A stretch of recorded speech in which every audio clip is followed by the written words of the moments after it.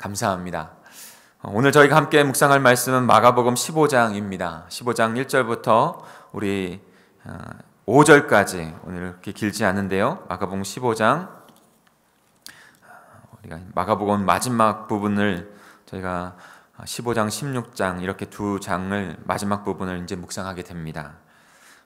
마가복음 15장 1절부터 5절까지 한 절씩 교독하겠습니다. 제가 먼저 1절을 읽겠습니다. 2절을 읽어주십시오. 그리고 혹시 노트가 없으신 분들은 계속 뒤에 비치를 해두고 있거든요. 노트를 들어올 때 가지고 오시면 되겠습니다. 혹시 없으신 분들은 개역개정으로 그냥 읽으시면 됩니다. 제가 먼저 1절을 읽겠습니다. 새벽에 곧 대제사장들이 장로들과 율법학자들과 더불어 회의를 열었는데 그것은 전체 회의였다. 그들은 예수를 결박하고 끌고 가서 베드로에게 넘겨주었다.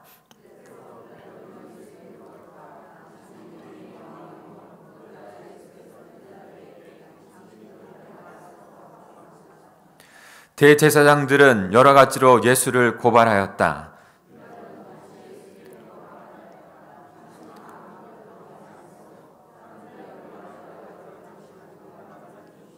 같이 읽겠습니다. 그러나 예수께서는 더 이상 아무 대답도 하지 않으셨다. 그래서 빌라도는 이상하게 여겼다. 아멘.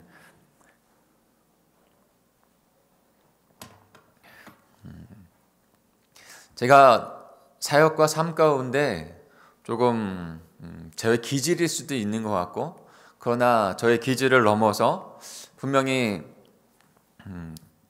옳은 방법이라고 생각을 합니다. 그래서 그렇게 되지 않도록 열심히 노력을 하고, 또한 또 우리 사역팀에게도 그렇게 요구를 합니다.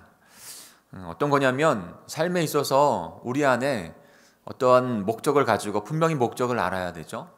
그 목적을 가지고 삶을 살아가면서 또한 또 일을 이루어가면서 굉장히 중요한 것은 그 일을 이루어가는 것에 있어서 때로는 실수할 수 있죠.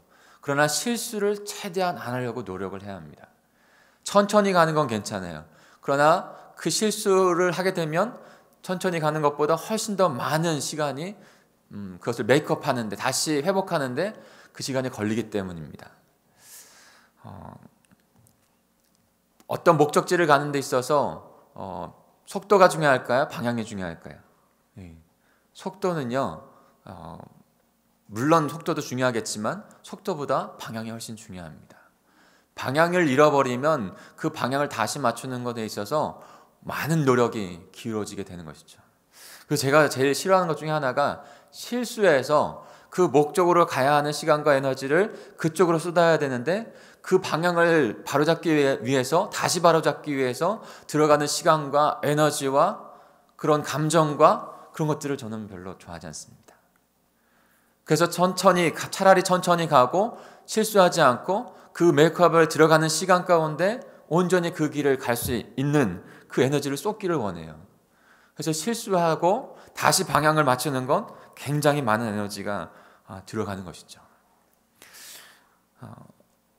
오늘 우리는 예수 그리스도께서 다시 우리를 다시 생명을 갖게 하는 일 가운데 마지막 사력을 다하는 모습을 봅니다. 우리가 실수를 했는데 그것을 다시 메이크업 하시는 분은 하나님이세요. 근데 하나님께서 그것을 다시 이루는 일 가운데 그냥 하지 아니하시고 더 많은 노력을 기울이실 수밖에 없어요. 그 창조의 목적, 창조의 뜻대로 하나님 나라를 이루어가려고 하는 그 뜻대로 다시 우리를 맞추는 일 가운데 얼마나 큰 에너지가 들어가는지 몰라요. 그 모습을 보면서 그 십자가로 가는 길 가운데 그 베드로의 실수, 제자들의 모두 다 예수 그리스도를 버리시는 건, 그 모습을 보면서 정말로 인간이 할 수 없다고 하는 것, 이것을 다시 메이크업하고 다시 먼 궤도로 올려놓기 위해서는 우리는 아무것도 할 수 없다는 것을 다시 한번 깨닫습니다. 하나님이신 예수 그리스도만이 그것을 가능하게 하시는 것이죠. 오늘 그 마지막 사력을 다하고 계시는 예수 그리스도, 그분을 바라보시면서 우리에게 주어진 생명, 우리에게 주어진 분명한 목적, 이것 가운데 주님, 저희도 주님을 따라가겠습니다. 신실하게.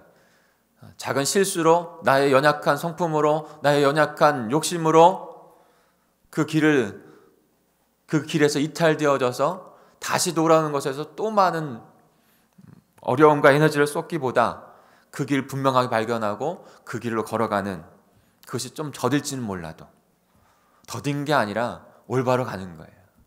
그러면 그 길 가운데 주님께서 이끄신 대로만 순항을 하면 돼요. 다시 그 길을 틀으려면 엄청난 에너지가 걸립니다. 오늘 예수 그리스도가 가시는 그 길을 통해서 우리가 목적지 분명히 알고 그 목적지대로 순항하며 걸어가는 저와 여러분이 되기를 간절히 축복합니다. 그것이 우리의 인생에 있어도 너무나 중요한 거예요. 오늘 대제사장과 장로들 그리고 율법학자들은 예수님을 결박하여 빌라도에게 넘겨줍니다. 로마 총독인 빌라도.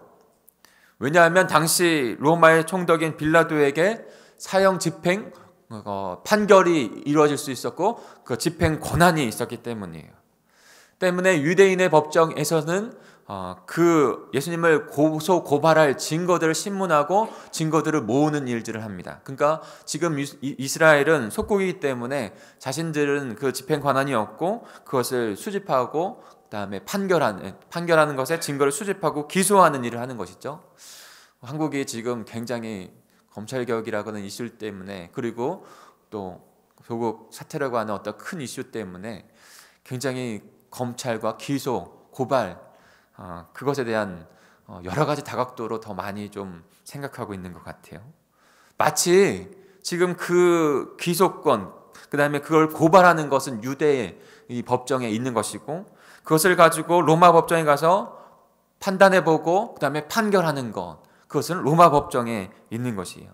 지금 이것이 이스라엘 백성들이 당면된 그 사법 체계입니다. 이제 예수님은 빌라도의 법정에 서게 되셨습니다. 이방인의 법정에 서게 된 것이죠. 우리 1절을 다시 한번, 오늘 본문 1절을 다시 한번 읽어볼까요? 1절입니다. 시작. 새벽에 곧 대제사장들이 장로들과 율법학자들과 더불어 회의를 열었는데 그것은 전체 회의였다. 그들은 예수를 결박하고 끌고 가서 빌라도에게 넘겨주었다. 네. 1절에 보면 새벽이라고 그랬죠. 바로 이른 아침, 새벽, 어떤 새벽, 어떤 이른 아침을 의미하는 것입니까? 이 이른 아침, 이른 새벽은요, 바로 예수님께서 십자가에 달리시는 금요일 새벽 아침입니다. 금요일 그 새벽, 이제 그 빌라도의 법정에 서시고 거기에서 다시 우리에게 주실 메시지를 고난 가운데 주시고, 그리고 그 십자가의 길을 걸어가시고, 그리고 십자가에 달리시는 것이죠. 오늘 본문을 통해서는 왜 예수님께서 빌라도의 법정, 이방인의 법정 서셔야 했는지를 우리는 분명히 알아야 합니다. 그리고 그 법정에 서신 예수 그리스도께서 서셔서 우리를 정확한 목적지, 정확한 방향으로 다시 두시면서 그 길로 우리에게 생명을 주셨다는 것을 깨닫고, 절대 우리의 삶 가운데, 우리의 생명 가운데 다른 곳으로 가서 다시 오는 것에서, 물론 생명을 주셨기 때문에 다시 오는 것에서 하나님도 우리도 허튼데 에너지나 허튼데 우리의 시간들을 낭비할 수 없어요. 그래서 우리는 분명하게, 차분하게 우리의 삶을 돌아보고, 다시 돌아보고, 그리고 지금 그 목적과 방향대로 가고 있는가 깨닫고, 그 다음에 하나하나 깊이 기도해보며, 그렇게 깨닫고 생각해보며 결정해야 돼요. 결단해야 돼요. 예수님께서 빌라도의 법정에 서신 이유 크게 두 가지를 같이 바라보기로 합니다. 우리 2절을 다시 한번 읽어볼까요? 오늘 본문의 2절입니다. 같이 읽습니다. 시작.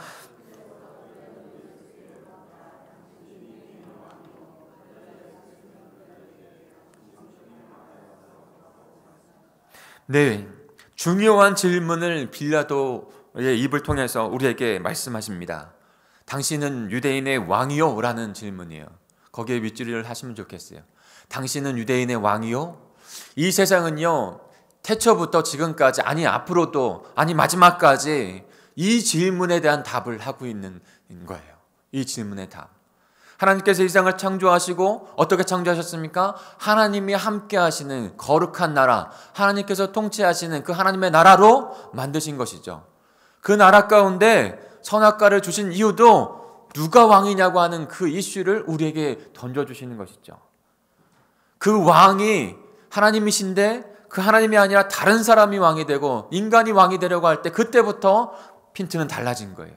목적지는 지금 달라진 것이에요. 방향은 너무나도 다른 방향으로, 복되고 복된 방향으로 하나님 앞으로 나가는 것이 아니라 망하고 멸망하는 길로, 사망에 이르는 길로, 둘째 사망에 이르는 길로 갈 수밖에 없는 그 핀트로 나아가게 된 것이죠. 예수님이 마지막 가시는 십자가의 이 길, 위대 빌라도의 법정에 서서 다시 이 물음을 우리에게 하시는 것이죠. 누가 왕인가? 누가 왕인가?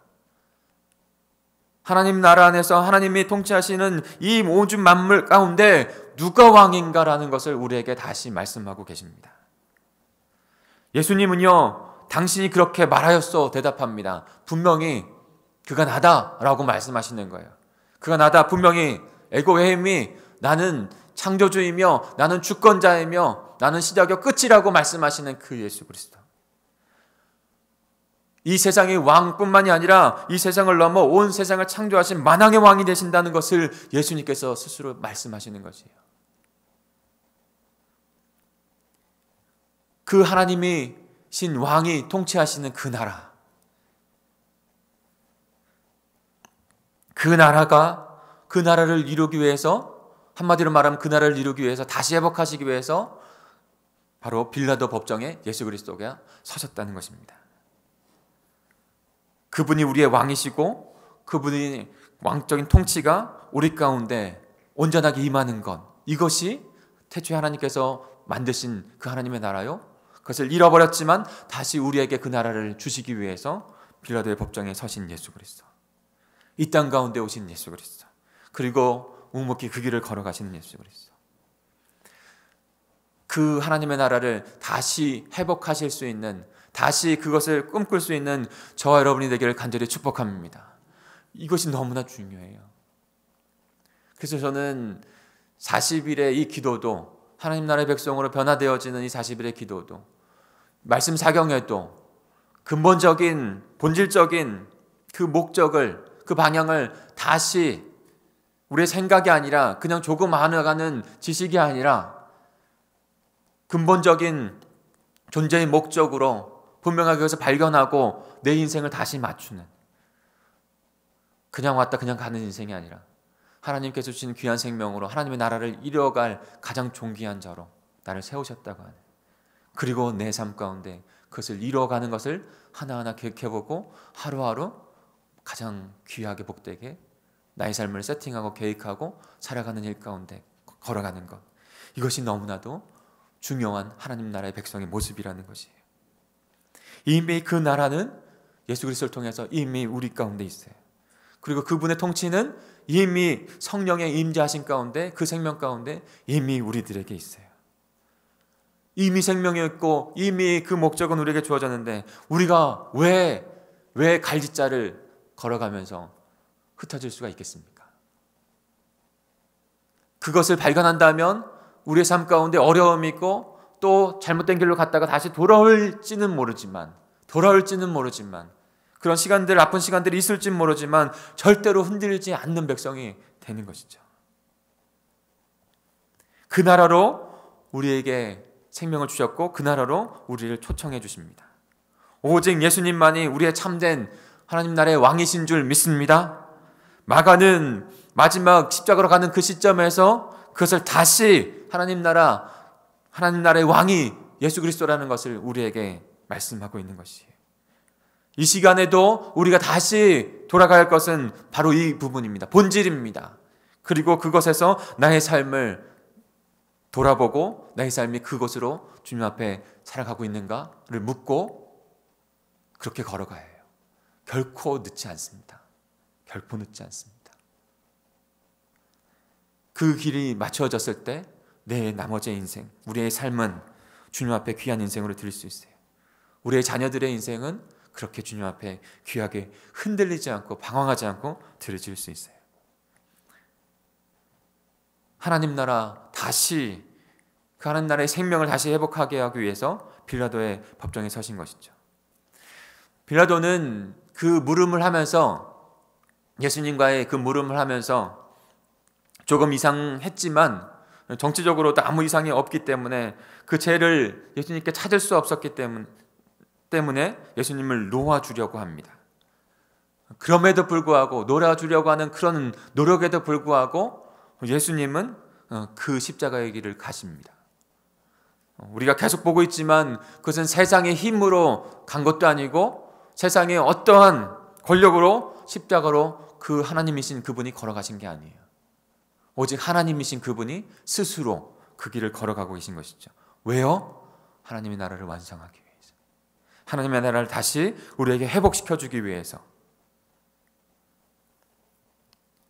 우리가 봤던 말씀 중에 마가복음 14장 25절 이렇게 말씀하시죠. 진실로 너에게 이르노니 내가 포도나무에서 난 것을 하나님 나라에서 새 것으로 다시 마시는 날까지 마시지 않겠다. 하나님의 나라를 이루는, 하나님의 나라에서 새 것을 마시기 전까지는. 무슨 말입니까?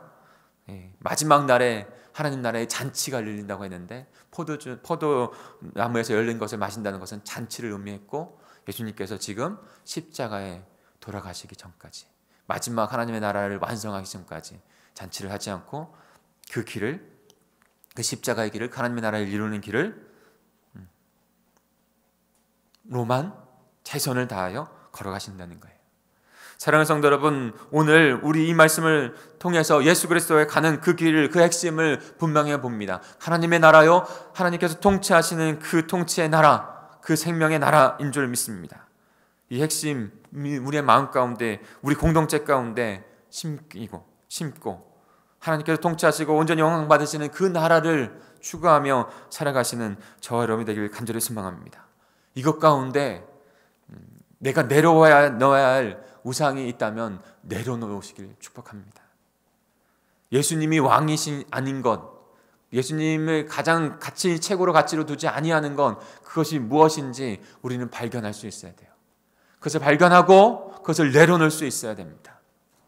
그것이 내 마음 가운데 다시 드러나게 되면 우리는 태초에 하나님을 잃어버리고 생명을 잃어버렸던 것 가운데 또 혼란을 겪게 됩니다. 그 혼란에서 생명이 있으니까 다시 돌아오게 하시죠. 근데 다시 돌아오는 것에 수많은 에너지가 다시 들어져야 돼요. 수많은 아픔이 있어야 될 수밖에 없는 것이에요. 무엇이 우리의 우상이 되고 있습니까? 그것을 내려놓고 생명의 근원 되신 하나님의 복음으로 채워지는 저 여러분의 인생이 되시길 간절히 소망합니다. 그것은 때로는 복음의 인생, 하나님의 생명은 그냥 한순간에 딱 주어지는 게 아니라 한순간에 거듭남의 생명을 하나님의 은혜로 받죠. 그러나 그 생명을 유지하여 살아가는 건, 성숙해 하나님 앞에 드려지는 것은 지속해야 됩니다. 지속해서 주님 앞에 우리의 삶을 하나하나 주님이 만드신 가운데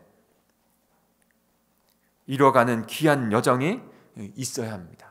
아니, 계속적으로 40일의 십자비전행전의 40일의 이 시간이 그와 같은 시간이 될 거예요.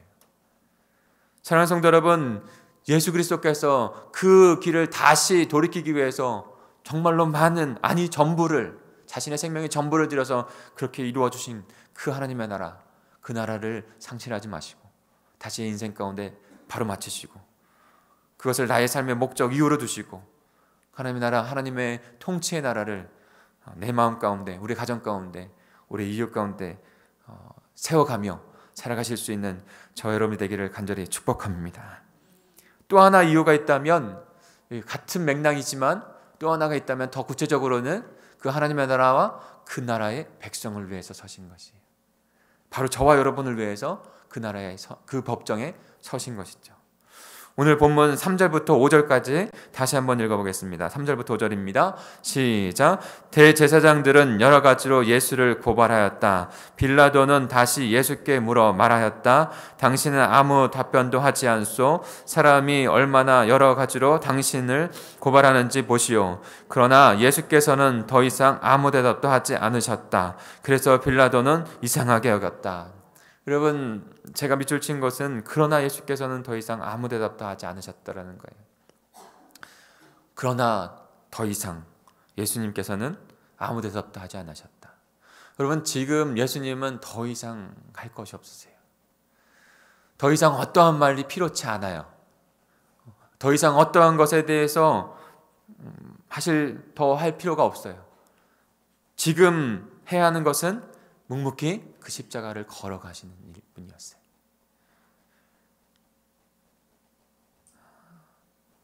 그저 죄를 대신 지시고 우리를 구원하시기 위해서 그 하나님 나라의 복음을 이루기 위해서 어떠한 변명도 하지 않으시고 그 길을 걸어가십니다. 묵묵히 빌라도의 법정에 서 계신 것입니다.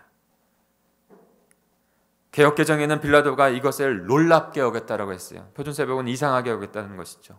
왜냐하면 보통 빌라도가 수많은 사람들을 재판을 해봤겠죠. 근데 보통 지금도 마찬가지예요. 지금도 법정에 서면 자신의 죄를 아니라고 얘기를 하든지 형량을 낮추려고 하든지 변명을 하든지 그런 것이 사람이에요. 어떠한 누구도 그렇지 않아. 다 그렇게 합니다. 그런데 예수님은 그들이 고발하고 있는 것에 대해서 이제는 더 이상 아무 말도 하지 않습니다. 한마디 하신 것 또한도 그것은 변명이 아니에요. 하나님의 메시지를 주시기 위한 그 말이었죠. 더 이상 예수님은 아무런 말이 필요치 않습니다. 그저 십자가로 가신 하나님의 뜻을 이루는 행동을 할 뿐입니다. 행동을 할 뿐입니다. 순종할 뿐입니다. 그 순종과 행동 가운데 열매가 이루어졌고 하나님의 나라의 생명이 이루어진 것이죠. 죄가 없으신 그분이 유죄 판결을 받고 그 금요일 그날의 십자가의 그 죽음을 맞이하신 것이죠. 더 이상 아무 말도 필요치 않으셨어요. 그저 묵묵히 그 십자가에서 우리의 모든 죄를 다 담당하신 것뿐이었습니다. 저와 여러분의 영혼, 하나님의 영혼을 다시 회복하기 위해서, 하나님 나라의 백성을 다시 회복하기 위해서. 말씀을 맺겠습니다.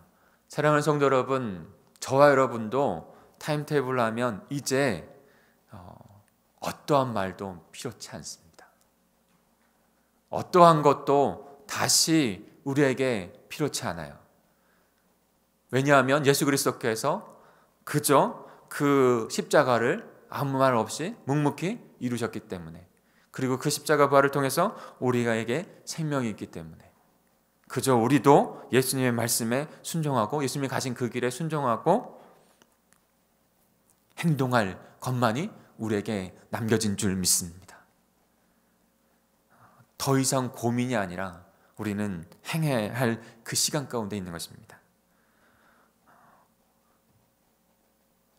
하나님 나라와 하나님 나라의 백성들을 위해서 예수님께서 그렇게 묵묵히 가셨습니다.